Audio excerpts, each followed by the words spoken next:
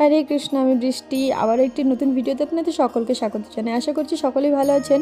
এই প্রতিদিনের মতো মঙ্গলবারতে গিয়ে আমরা একবারে দর্শনার্থী করে তবে বাড়িতে আসি। তো আস্তে আস্তে অনেকটাই দেরি হয়ে যায়। তো এসে নিয়ে আগের দিন মেকানিককে কল করে বলা হয়েছিল আমার মেশিন প্রবলেম হচ্ছে, তো সে এসে বাইরে ওয়েট করছিল। তো এখানে সে মেশিন সারছিল, তো প্রভুজি বললো আমার দেরি হয়ে যাবে, তুমি আমাকে দরজাটা খুলে দাও। তো দরজাটা খুলতে না খুলতেই দেখি তিনজন এসে হাজির হয়ে গেছে। আমি জানি না, আমার পায়ের আওয়াজ শুনতেই তারা ছুটে চলে আসে আমার কাছে। তো এইসব করে কিছুক্ষণ মেকানিকও চলে যায়। তারপর আমি স্নান টান করে ভগবানের জন্য প্রসাদ বানাতে চলে গিয়েছিলাম।